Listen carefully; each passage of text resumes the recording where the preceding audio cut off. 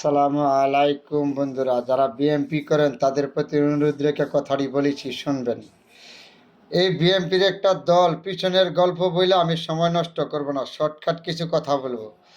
রানিংয়ের কথা, 1/11 থেকে বিএমপির উপরে নির্যাতন, অভিশাপ, আয়া জুলুম বা নির্যাতন বিএমপির উপরে আয়া পড়ছে। 1/11 থেকে বিএমপি এই দলটা নির্যাতন সহায়করা সংগ্রাম করে আজ পর্যন্ত 24 সাল পর্যন্ত আসছে।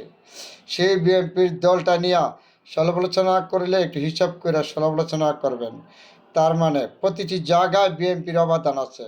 যেমন জিয়া রহমানের শিক্ষা ক্ষেত্রে বলেন, স্বাস্থ্য ক্ষেত্রে বলেন, কৃষি ক্ষেত্রে বলেন, জনগণের সেবা বলেন, তারই ধারাবাহিকতা রক্ষা করতে যেয়ে বেগম খালেদা জিয়া বারবার নির্যাতিত হয়েছে। তারপরে তারেক জিয়া কিন্তু নির্বাচন করে নাই। হ্যাঁ, জনগণের সাথে মিশে গিয়েছিল। সেই তারেক জিয়াকে নির্যাতন করার এমন কোনো বাকি নাই, নির্যাতন করে দেশ তাড়া করে দিছে সেই তারেক জিয়া। আজকে ৩,৫০০ মাইল দূরে থেকে এই দলটা পরিচালনা করে আসছে। এই দলটা নির্যাতন, শেখ হাসিনার নির্যাতন সহায়কেরা 24 সাল আছে, যুদ্ধ করেছে, সংগ্রাম করে আসছে। নির্যাতন শহর থেকে ধরে গ্রাম পর্যন্ত এমন কোনো বিএনপির নেতা নাই তার বিরুদ্ধে যে 20, 30, 40, 50টা মামলা নাই।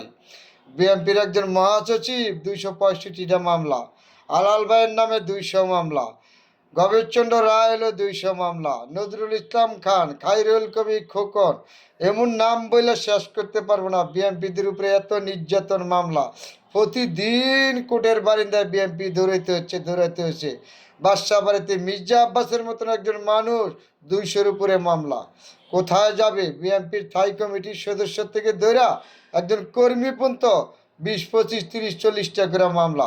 সেই দলটা আজকে 17 বছর জনগণের পক্ষে যুদ্ধ করে আইসা 2024 সালে ছাত্র জনতা, সুশীল সমাজ, বুদ্ধিজীবী সবার অবদানে দেশ স্বাধীন হয়েছে। আবার এই দলটা নিয়ে আপনারা চিনিমিনি খেলবেন না। বিএনপির নাম বিক্রি করে কোনো জায়গায় লুটপাট করবেন না, অত্যাচার করবেন না। আপনারা সবার কাছে অনুরোধ করে বলছি, এই দলটা জিয়া রহমানের হাতের গড়া দল। এই দল নিয়ে কথা বললে হিসাব করে কথা বলতে হবে। এই দলের কর্মী যারা, তারা হলো ভদ্রতা। এই দলটার জন্ম হয়েছে সর্বপ্রথম বিসমিল্লাহির রহমানির রাহিম থেকে। বরকতের দল, রহমতের দল। বিএনপি কখনো জনগণের বিপক্ষের দল না।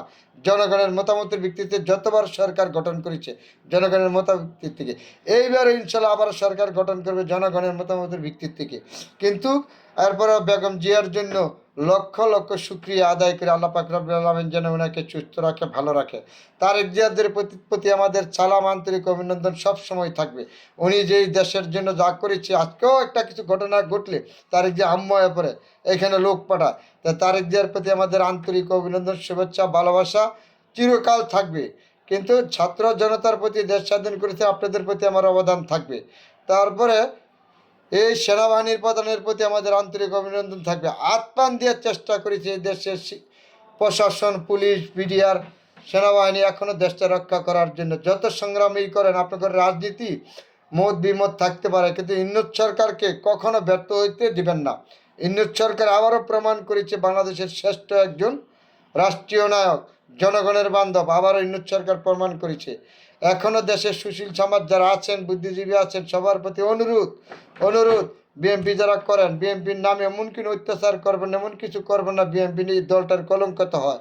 সবার প্রতি অনুরোধ, সবাই ভালো থাকবেন, সুস্থ থাকবেন, সবার জন্য দোয়া, শুভকামনা রইল। আলহামদুলিল্লাহ, তারেক জিয়ার জন্য আবারও দোয়া রইল, বেগম জিয়ার জন্য আবারও দোয়া রইল। বিএনপির নেতা নেত্রী যারা আছেন সবার প্রতি আমার আন্তরিক অভিনন্দন, শুভেচ্ছা। আমি একজন ক্ষুদ্র মানুষ হিসাবে কথা বলি আপনাদের সাথে, আমি জনগণ পক্ষে কথা বলি। এটাই আমার নীতি, আদর্শ, বিশ্বাস নিয়ে আমি এগিয়ে যাব ইনশাল্লাহ।